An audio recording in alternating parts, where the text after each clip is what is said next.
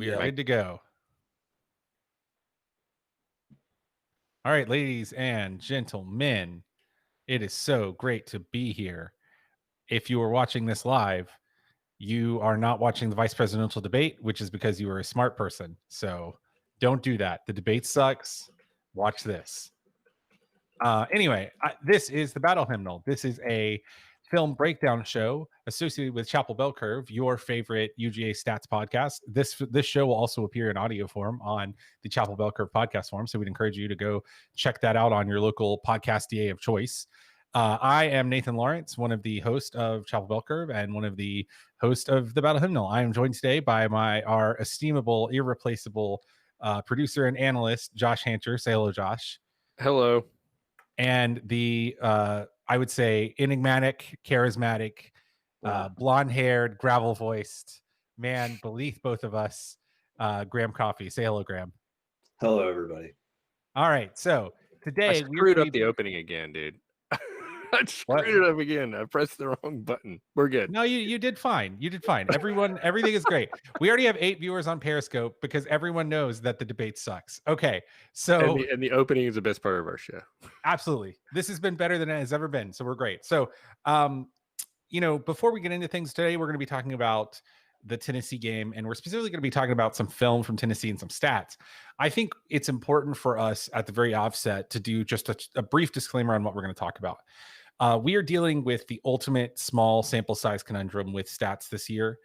We only have 2 games to pull stats from, and because of Josh and the people over at CFB_stats and SEC StatsCat, we have some really great stats for you, but they are not opponent adjusted. So I would be wary of making any, let's say, like large bets based on these stats at this point in the game. This is a small sample size. Because there's no opponent adjustment in these stats, it's hard for us to say, like, is Missouri just bad? Because, one of the big things that's led into the subjective narratives going into this game is that UT just laid on Missouri until they died last week. So before we get into everything, we do want to say caveat. These are small sample size stats, and we kind of have to rely on our eyes at this time of the year, just because that's all we kind of have. So I think we are going to start out today by talking about UT's run game. It's been the source of a lot of ink has been spilt.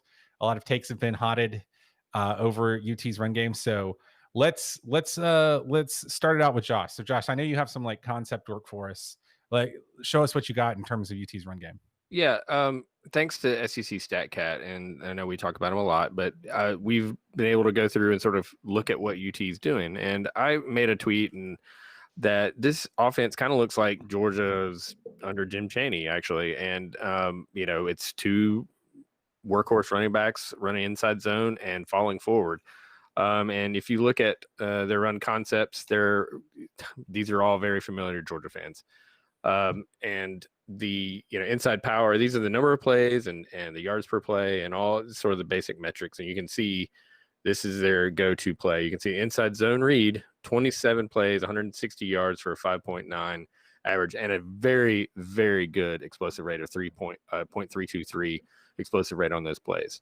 That is really good. I mean, our run explosiveness, or our run EPA, was down close to 0.1 for 2019. So those inside zone read runs are working for the Volunteers.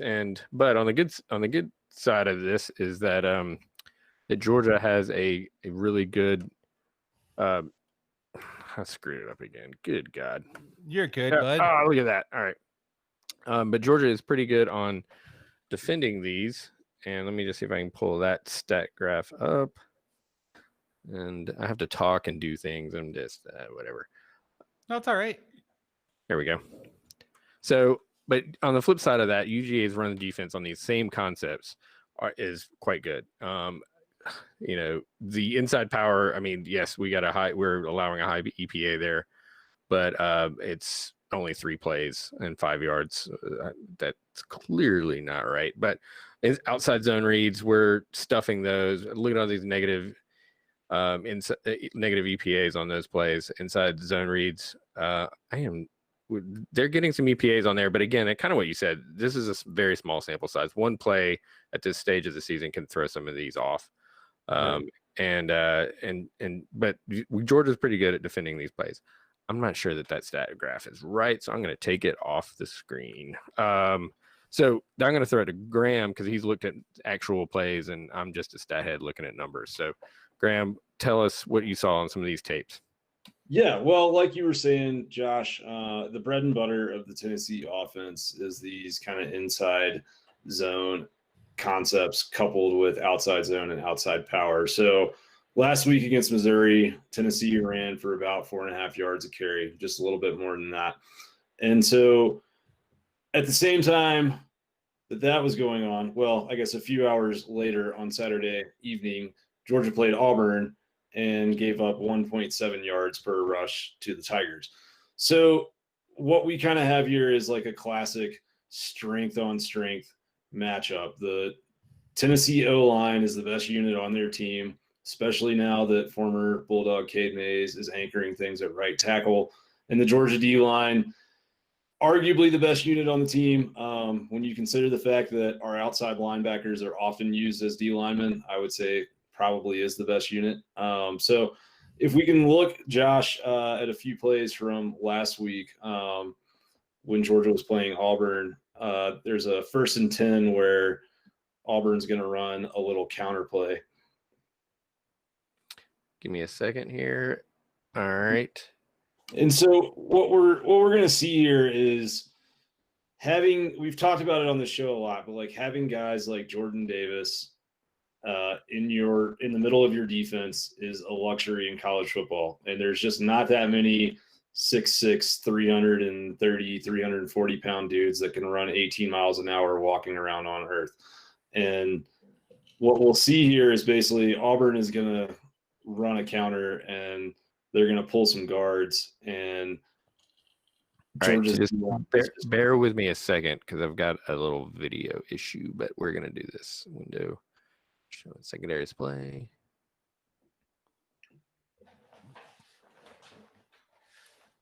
Okay. All right. This is Georgia on. There we go. Okay. So, yep. So 3:05 mark in the first quarter. This is a little counter play. If we can, yeah, I mean, basically you see a giant mass of bodies there, but if we can roll that back to the start real quick, Josh. Yep. Yeah, so you're going to see Jordan Davis in there in the middle. Auburn's left tackle and left guard are going to pull, and basically if those guys pull and they get hit behind the line of scrimmage, it's bad news for a counter play. Those guys need to be coming around into clean space and opening up, seal blocks. 71 does a pretty good job, but the right side of the defensive line for Georgia basically just collapsed the Auburn O-line, and it's a negative play or a 0-yard play. Can we look at 1st and 10 with 4.5 minutes to go in the second quarter, Josh? Yeah, I think we can. Awesome. Yeah, I mean, the thing about that play, just to vamp for a second while we're pulling this up, is that for these swing concepts to work, like counter and split zone, you have to have clean blocking on the backside, right? So not only like Devonta Wyatt blew his guy up, and like technically it looked like that the shading was such that like Davis was on the actual backside of that play, but if you're just getting caved in at the snap, you're not going to do anything, which I think is sort of a preview of a little bit of what we might see on Saturday. Right. All right. I am struggling just a little bit. I don't know what happened, but is this? I've got a 3rd and 9 queued up from these plays. Is that not it? There's a 2nd and 8. There should be 4.5 minutes to go in the second quarter. 1st and 10. 1st and 10, 10:30. Yeah, this is it. Yeah, okay, you're on the right one. All right. Okay. So we got a guy coming in motion here for Auburn. Bigsby's going to get the ball. God, that's great. Blown up by Ojulari. So if you look at the left side of Georgia's defensive line, basically Nathan's going to talk about it here a little bit when it comes to pass pro, but Tyson Campbell's coming in from the defensive back position. He reads run very quickly and gets around the edge. And then Ojolari basically just comes unblocked through what should be the hole. But if the point of the plays that we're showing you right now is that Georgia's defensive line leaned on Auburn all night on Saturday. And in doing so, the Tigers at, I think, maybe 30 yards rushing for the game. And that's, not even including sack yardage. But Georgia on Saturday, if they want to be successful in this game, if they want to have a dominating type of performance like they did against Auburn, they're going to have to do the same thing to Tennessee. And so can you pull up that 2nd and 8, Josh, or is that? No, I can. It's not going to be smooth Okay. like we're used to seeing here. No, that's fine. Just take your time. There we go. Cool. So this is going to be an outside run concept for Tennessee, or at least it's going to get strung outside. Oh, wait. We're looking at Tennessee, or this is Auburn, right? I'm sorry, for Auburn. Yeah. No, Okay. I apologize. But it's just, we've talked about it before. Georgia's got an instinctive defense. They swarm to the ball. They fill gaps. And when they do that, this play looked like it was designed to go kind of off of right guard, inside of the right tackle. And because Davis just kind of swim moves into the middle of that hole, it pops Bigsby outside, and Nakobe Dean's going to come out. Look at that pursuit. I mean, there's 3 dogs just on it. I mean, and yep. So it's sexy. Sorry. Yeah. And so, I mean, you have Lewis Seen coming all the way up from the backfield, from the defensive backfield to make the play there. But if Georgia can do this on Saturday, they're going to win the football game because of some reasons that Nathan is going to explain to you when it comes to the Tennessee offensive line. Oh, man, that was a professional level. That was a journalist transition right there. Big J. Beautiful. Big J. That was J school experience. Yeah. So, and this was something that sort of haunted Cade Mays at times when he was at Georgia, that as good as Tennessee is at run blocking, and a lot of this is per PFF, they are not a very good pass blocking line. And this was something that was a problem for Cade Mays as well, right? He has a 47.4 pass blocking grade. He has an 87.2 run blocking grade, right? Brandon Kennedy, their centers at 48.4 pass blocking. Jerome Caven is 50.5. That is not good. That is especially not good because of the way Georgia plays third down defense. And what we've seen a lot this year, if we can pull up the, 117 on the game, Cape? It's first quarter. It's, I think, the first third down of the game. And what we're going to see in this play is there's a lot of words for it. Some people call it cloud. Some people call it greyhound. You're going to just see a lot of dudes standing up at the snap. And Georgia has so much speed on defense. When they're going to run an overload blitz look, they got 5 guys at the line. At the snap, we can see here what happens. We have 2 guys bail out. We have 4 guys come, and the protection just doesn't shift. And you'll see, and I think one of the hallmarks of a good pass rush is that, there's a left guard just sort of sitting there. Like there are a couple of Auburn offensive linemen with no jobs, right? And there's a late stunt that they pick up from I think it's I think maybe Jalen Carter comes around on the late stunt and they pick it up, but it doesn't really matter because Jermaine Johnson Adam Anderson just comes straight unblocked. And I think, they don't get home for the sack on this play, but I think this is a good example of the problems that Georgia causes any offensive line. And I think in particular, an offensive line that doesn't run block very well is that Georgia has elite speed to size ratio at every position in the defensive line. When they run out, they kind of do like a hockey style shift change on third down, and they will run out, Adam Anderson, they'll run out Trayvon Walker, they'll run out Jalen Carter. And, any one of those guys would be a stud defensive lineman on most plays. And I mean, Adam Anderson is a great example. He probably starts at most SEC schools other than Alabama. And he's like 4th on the depth chart here. Right. And so I think, that even though we can talk about this later, but like Tennessee has some statistics that looked pretty good for them. Like I think they're like 5th in overall offensive EPA. Like they're a half decent offense this year, but I'm not convinced that they have played any kind of front 7 like UGA has had. And I think, Graham, maybe you have something about Garantano, because I feel like ultimately this game comes down to, can you stop the run, but also just like, can you get them to put the game in Garantano's hands? Because I think you have some stats on this, Graham, that that's something that Georgia fans should want to happen. Yeah, 100%. And so what Georgia's going to try and do is lean on the running game and force Garantano to win the game with his arm. As you just said, Nathan, like Georgia just rolls dudes in, right? Like they've got 5-star after 5-star after 5-star pass rusher coming in. And a guy like Adam Anderson, who you said is 4th string or 3rd string right now, had 2 sacks and I think like 4 or 5 quarterback hurries on Saturday night. And that's probably just with a handful of snaps, maybe 20 to 25. So when Garantano is under pressure, his completion percentage drops down to 25%. At the same time, if you blitz Garantano and you don't get home, like watching film, the guy does a really good job of recognizing where blitzers are coming from and throwing to that hole.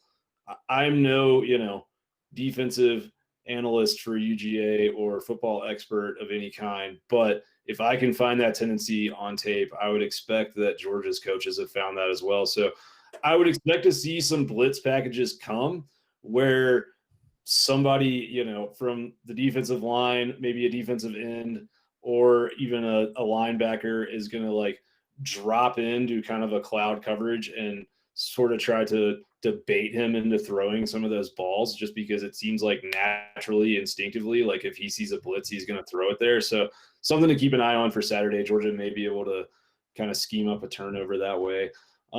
But yeah, if we take guys out of coverage on Garantano and don't get home, we're going to get beat. And that's what happened to Missouri, and that's what happened to South Carolina. The good news for Georgia is that they can rush 4 and sometimes even 3 and usually put some pressure on the quarterback. Bo Nix wasn't sacked a ton on Saturday, but he was running and he struggles to throw on the run like most quarterbacks do.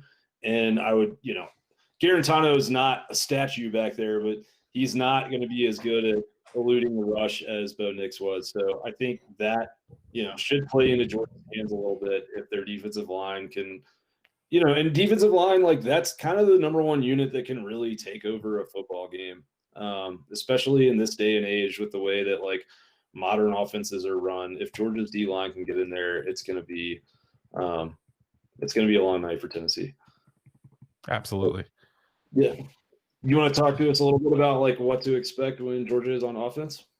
Yeah, I mean, I think, Tennessee has excellent defensive talent. And I think the appeal of Tennessee, if you're a pundit or if you are just a casual observer, is that, Tennessee is not in the blue chip ratio in the Georgia, Ohio State, Alabama range, but they are above 50%. They have some 4 stars. They have some 5 stars.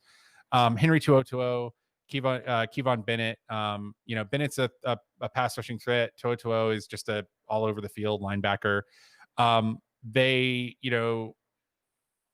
don't think I'm saying his name right. Henry is a linebacker that is excellent at cleaning up running game. He, I think he had a pick last week. He's all over the field. I really think that the key to this game is just going to be second level blocking and blocking from the tight end. So if we can look at Auburn clip 15 here, this is a James Cook run on the zone. And what I want to point out here, this is against the Auburn game, is that Matt Luke had, certainly first half against Arkansas didn't look great, but Matt Luke has really coached his guys up to be athletic and just get 2 blocks. So if you just look and see, like, you see Ben Cleveland combo blocks up to the linebacker, right? He chips and then combo, and then you see Trey Hill just drilling his guy. I mean, Trey Hill just runs his guy out of the play, right? And that I think is going to be like, if what you see is that like on this play, Trey Hill lines up in front of a defensive tackle and then ends up blocking a linebacker. And that's, I think, sort of what we're going to see a lot against Tennessee, trying to get to the second level, trying to reach block, trying to combo block out. You can see Darnell Washington doesn't quite get there, but Darnell Washington is coming across the play and he just about springs out. He's a step or 2 away from springing out the guy that eventually tackles Cook, but Cook just takes the wrong hole, or not the wrong hole, but just takes a different hole. And Hill springs that for the first down. I mean, he could have, if he doesn't get to that guy, if he doesn't get to that guy, he's probably going to be stopped there. short of the first down. Sorry. Yeah. So can we pull up this is clip 29. So this is like this next one is an outside power. And I want to just point out, like, Matt Luke loves to move offensive linemen. This is something we've been talking about for years, or for days. It feels like years, but months. And this is not a big run, but this is a first down conversion from Cook. And if you just look at Cleveland and Fitzpatrick coming across the thing, and what you see is that Big Cat Bryant gets chipped out of the play because he's coming for the tackle, and Bryant is on that side of the field, or he's coming for the sack, and Bryant is on that side of the field because of the jet motion from Jackson, which they had to respect because we were hitting the ball to Jackson, right? And this is the kind of play that I expect we'll see, especially if we can get Jackson going again. You run jet motion and you move people around, and then if you run power to the opposite side with that pulling guard, the pulling guard tight end combo here, I think that's going to be a really effective running strategy for us. Tennessee by havoc rate actually has the most havoc causing defense front seven in the SEC right now. They're number one in front seven havoc. I suspect part of that has to do with just who they've played. But what that does tell us tendency-wise is that this is a defense that gets after and tries to cause negative plays. And a way that you can disrupt a defense that tries to over-pursue and cause negative plays is by running counter, running outside power, moving some offensive linemen around, and just taking those pass rushers and dudes trying to get hits in the backfield out of the play. And I suspect that, and I hate to sound like a broken record, Graham and I have been talking about this for months at this point. Monken loves to pull offensive linemen. Luke loves to pull offensive linemen. They're going to do it anyway, but I feel like that this is a team against which you come into a game, Tennessee has a little bit of juice in it. The line started at 14, got bet down to 12.5. Seems like Tennessee's pretty riled up about this game. I think they're going to go for the big play on defense. And I think, we're going to see some convoy screens. We're going to see some more exotic stuff. But I also just think, like, blocking scheme wise, you're going to see some dudes moving around at the line of scrimmage from Georgia to take advantage of that tendency.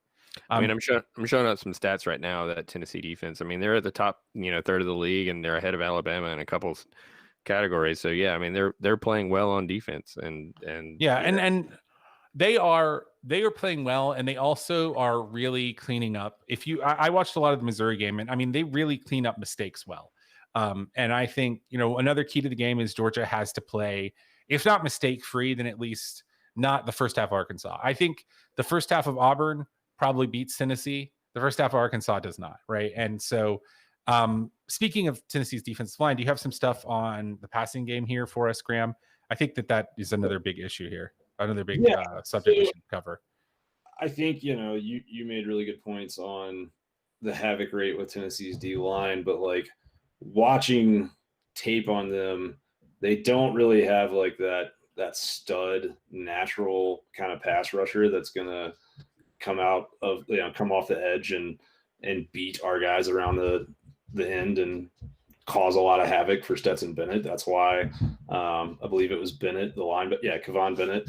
Like, he's leading the team in sacks, and he might be leading the league in sacks, and it's because Tennessee's, bringing him down and using him as a pass rusher. So they're having to bring other guys from the second level to pass rush. So it's like, if Georgia played a exceptional game on offensive line Saturday against Auburn, like, some effort between Arkansas and Auburn is probably enough.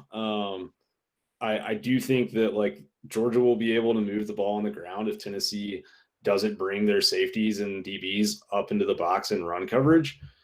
It wouldn't surprise me, though, if Tennessee does just say, like, we're going to sell out on the run and we're going to force Stetson Bennett to beat us with his arm. And fortunately, it appears that he can. And it also looks like Monken is very good at setting up the run with the pass. So Georgia's going to kind of take whatever Tennessee's giving them and force them out of that tendency. But if we can look at clip 8 from the Auburn game, Josh. Yep. So what we're going to see here is a little rollout to the left from Bennett here in the first quarter. And we talked about this game, this play on Sunday, and I really kind of think it was the play of the game because it just sort of got that snowball rolling in Georgia's favor. But I mean, Big Cat Bryant is as good of a pass rusher, or one of the best pass rushers that the SEC has right now.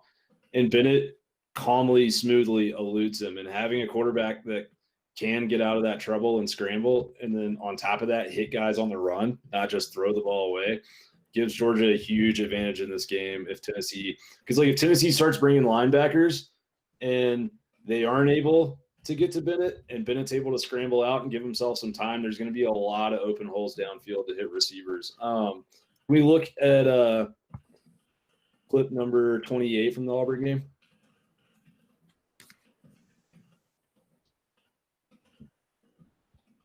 Is that not clip? Yeah. Okay. No, the next one. Sorry, 28.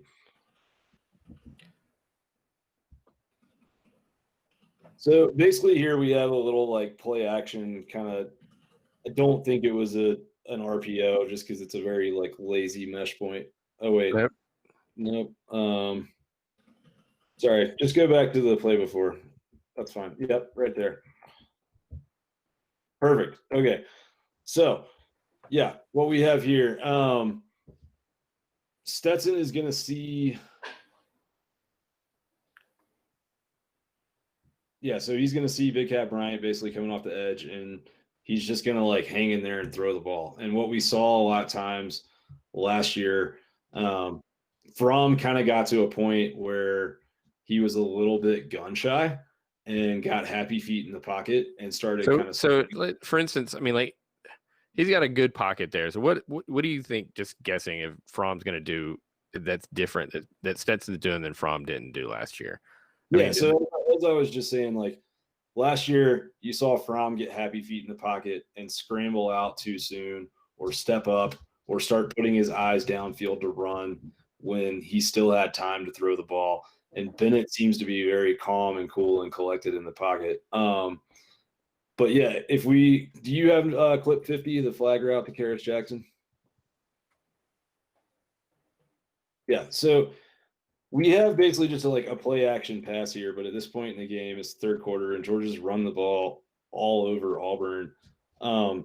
If you look at that play action, like this isn't a great view. I wish we had the all 22 for it, but if Georgia gets a little bit of momentum running the ball, those play actions are going to freeze those linebackers that Nathan was talking about, especially Henry To'oTo'o, who is a monster in coverage.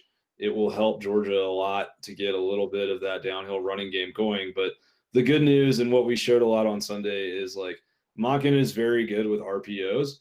And if Georgia is in a situation where Tennessee decides to sell out and just kind of load 8 or 9 guys in the box to try and stop the run and force Bennett to beat him with his arm, Monken will scheme up a lot of stuff to stop that, and you'll see some of those RPO play actions that will freeze the linebackers, freeze the safeties, and we're going to have wide open receivers streaking downfield.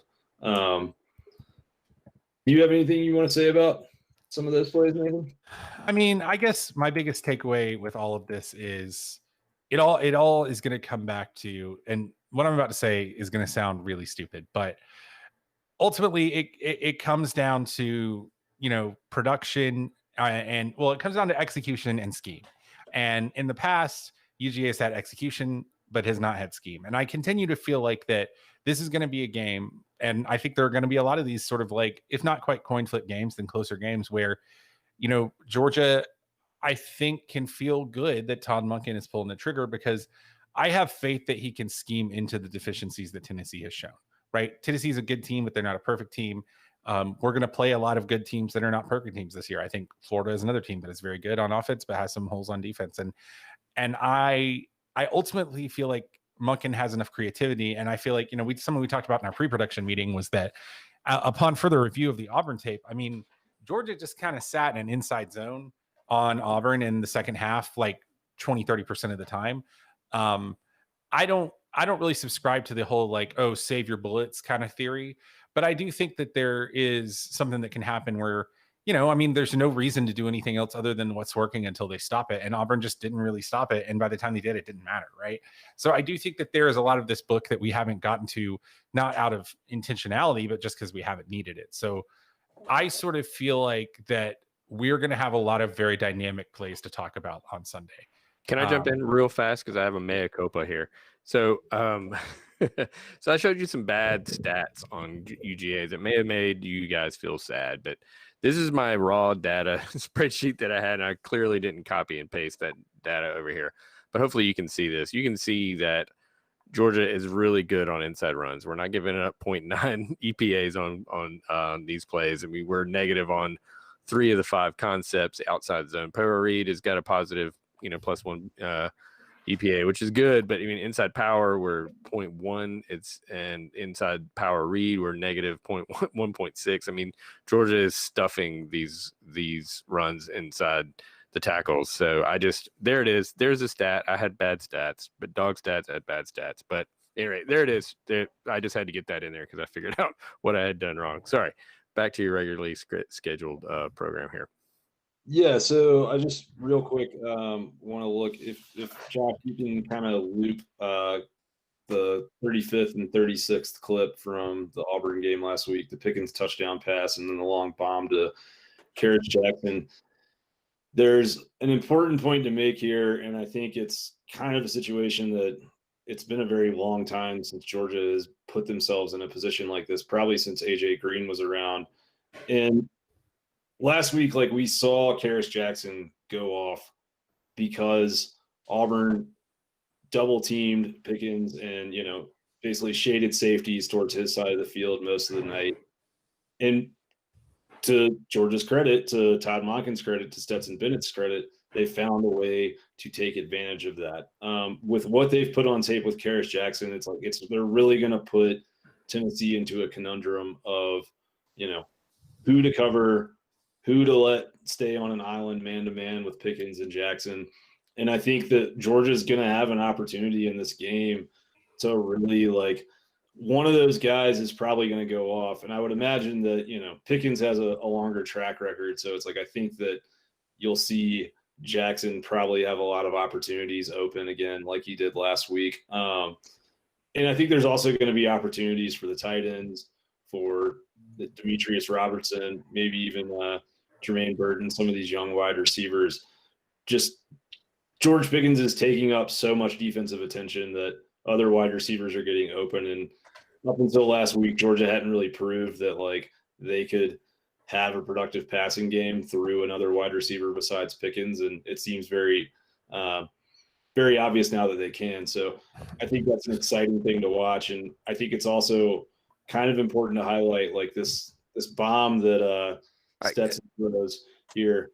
All right, so what looks to me, he looks to his left. I love this because he looks to his left, and a lot of people commented, yeah, he underthrew it. This was a touchdown if he puts more air or he gets it further downfield. But I don't know anything about reads and all this stuff, but he looks to his left, and then all of a sudden he looks up. He's just like, I got to get this ball out. He just makes a gut call and just throws it up for his guy, which I just love. I mean, sure, it could have been for a touchdown, but he just got rid of it and just made it so his playmaker could make the play.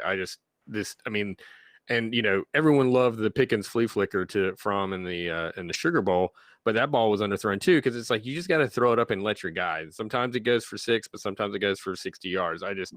It's hard for me to be critical of this play not being a touchdown when it was just, we didn't have these plays last year at all, it seemed like, or very, very infrequently.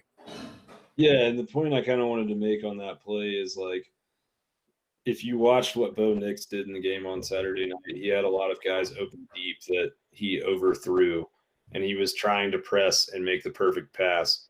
And Monken has schemed up Georgia's offense so well that, A, the wide receivers are open with good, decent-sized windows, but B, Stetson Bennett is just trying to throw good passes, and he's just trying to complete passes, and he's very relaxed, and he's not trying to, hit a home run on every pitch. And I think that's a huge difference. And I think that that's sort of the advantage of being a 2-star walk-on that doesn't have all of the pressure on his shoulders and all of the expectations. And you saw that with Fromm, especially last year. He started pressing and he started trying to throw balls that he shouldn't have thrown, or trying to, kind of throw a ball into a teacup instead of throwing a ball into a window. So, I mean, yeah, it's a small sample size, but I'm showing up the offensive pass explosiveness. We were at the bottom of the SEC last week. 1 week, it's gonna normalize out. But we were explosive on offense. Obviously, I'm not saying anything that you didn't look. You don't have to look at numbers to see that. But it's just this offense is gonna go well as when Stetson makes those plays. I'm excited. Sorry to cut you off. Go ahead, Nathan. No, it's all right.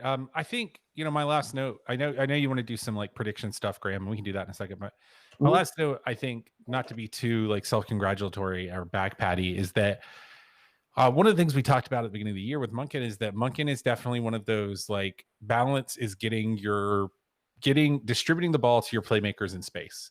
And one comment that I think Graham made was that, UGA in Stetson Bennett has a point guard, right? And he's just distributing the ball. And or that might have been Justin. It all runs together. It was But Graham. it was Graham. Okay. One thing I think that's really important is like that Auburn game, the first half especially, was proof of concept for the effect of that kind of balance on your offense, right? There was a sense of flow to this offense in the sense of like it very much the ball went to where it was easiest for the ball to go, right? The ball did not go anywhere to prove a point. It didn't go anywhere to prove that we had the better offensive line. The ball just went to the open man. It went to the unblocked hole. And there is a sense of like, I think, ease with this. I hate to use so many like Far Eastern Buddhist like philosophical terms while describing a football offense, but I do think there is a sense in this offense right now that, like, Stetson's seeing the ball well, the offensive line's blocking well, but I think the biggest thing is that like the plays are moving where defenders are not. And I know that sounds stupid, but for a long time that was not what UGA's offense did. And I think if that continues to be the case, we're going to continue to have success. I'm not saying we're going to score 40 points a game, but if you can just have a quarterback and an OC that want to move the ball where they aren't, you're going to have success, right? And not Jimbo Fisher it into a tight window West Coast style, not try to just man ball it to prove a point, but just move the ball for scheme wise, formationally, where the other team is not. And I think, that is the thing that has made me the happiest. I think Bobo took a lot of crap before the beginning of the year because he said, "Oh, we're going to huddle." And I feel like that spread offenses, they get a lot of cheap yards, they get a lot of easy yards, and that's not good football. And like, that is exactly what UGA has not had for about 15 years. Cheap, easy yards. UGA had a lot of 2nd and 4s, a lot of 2nd and 5s, a lot of 2nd and 3s during the Auburn game because they got a lot of cheap, easy yards on first down, right? So yeah, that's where, do you guys want to talk about what we think about this game going forward? Yeah, totally. And I mean, just to piggyback on what you're saying, I feel like the best way to describe Monken as an offensive coordinator so far is like very egoless,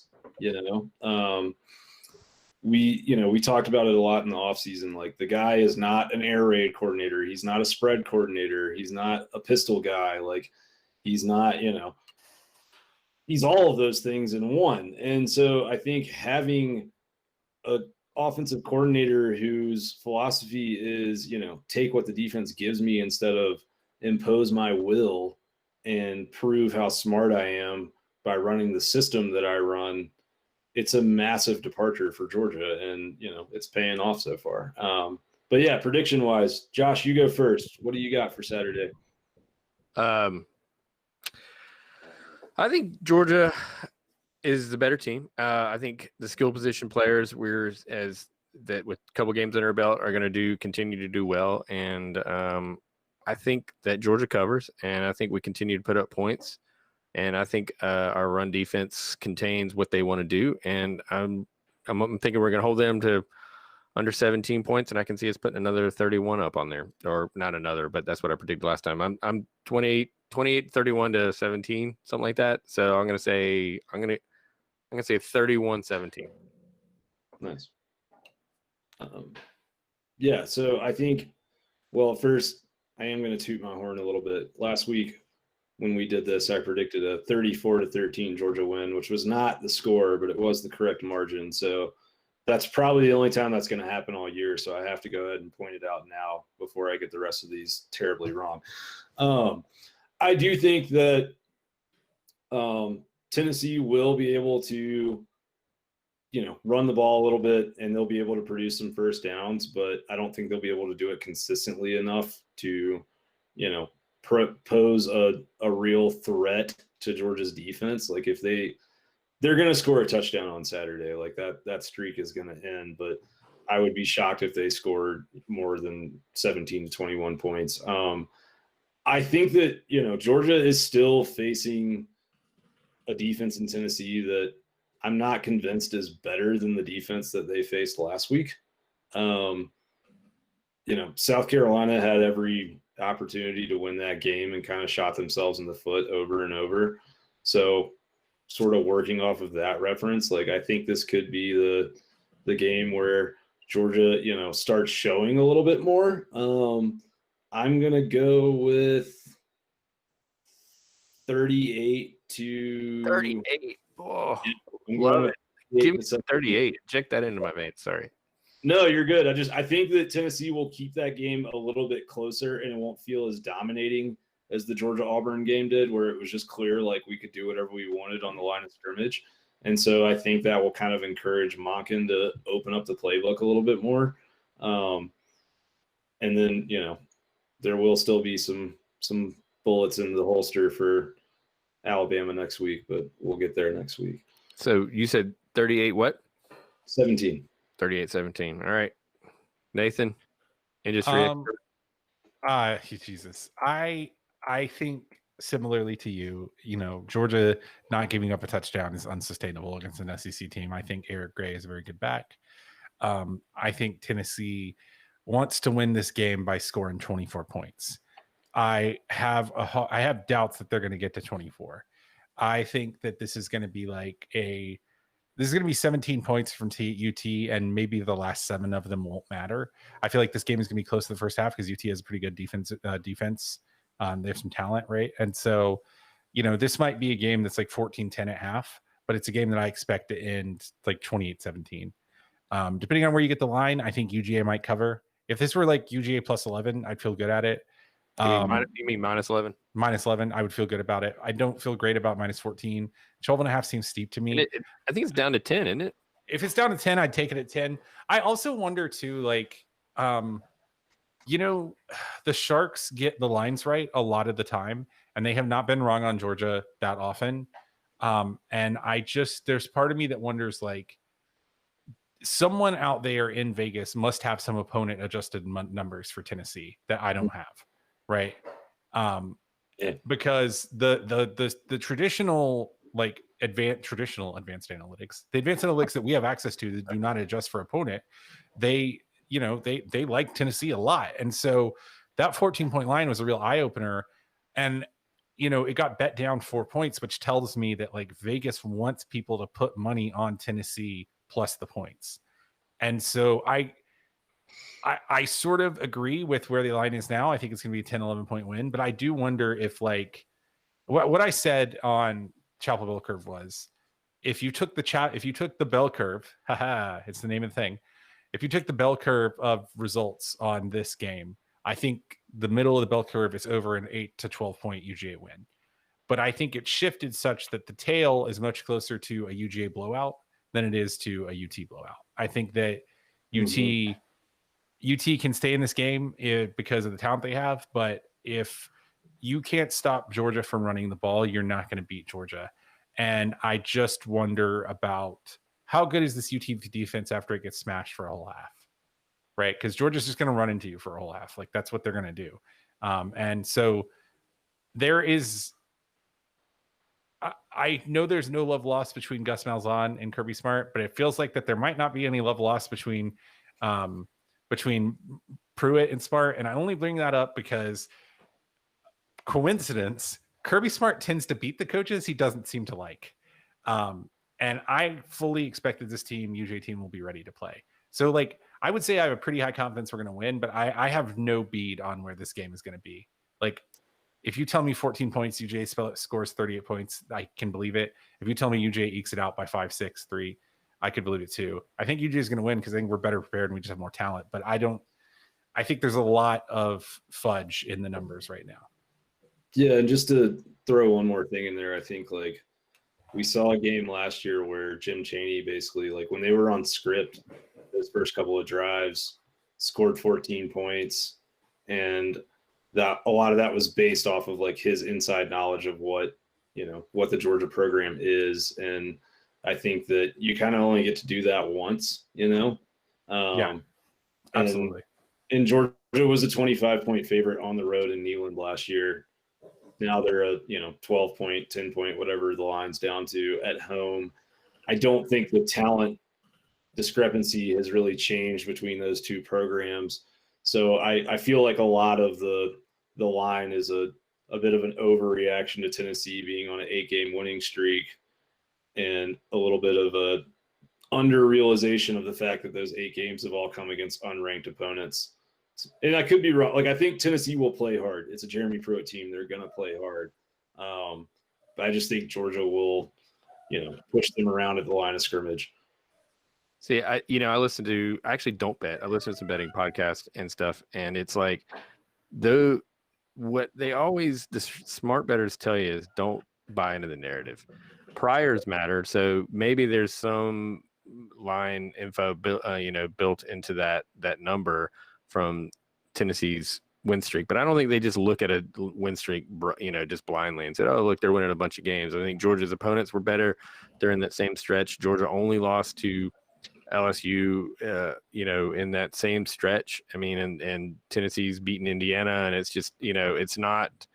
I think the priors matter, and I think Georgia's got better priors, and I think Georgia's got more talent, and I think that's why the number is what it is. I think they know that if they put it under that Georgia's gonna, they're gonna pound on Georgia's number. So I think 10's probably, if it opened at 12.5, 10's probably a good number, and Georgia's a better team. We should be winning these games. Everyone's hyping it up, but this is the team you got to beat, and I hope they do it. I hope they, good teams win, great teams cover.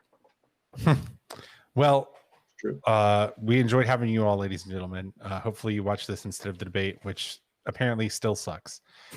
Much like Tennessee, it is 10:52 on October 7th in Tennessee, and this vice presidential debate still suck. That's when I realized I hated vice presidential debates. Yep. So we will catch you in the Classic Study this weekend. If you would like to follow us on Twitter, you can find us at Chapel Bell Curve or at the Battle Hymnal. You can find me at Nathan J. Lawrence. You can find Josh at dog_stats, and you can find Graham at Dog Out West. If you liked what you saw here today and you want to pitch in some money to a good cause, you can join our Patreon at patreon.com/Chapel Bell Curve. If you would like to get this in an audio format because you love my dulcet tones, but you don't like my dumb face, then you can hit us up on the Chapel Bell Curve podcast stream wherever your podcasts are sold for free, because it is free, to be clear. So we will catch you in the Classic City or parts unknown this weekend. But until then, go Dogs. Go Dogs.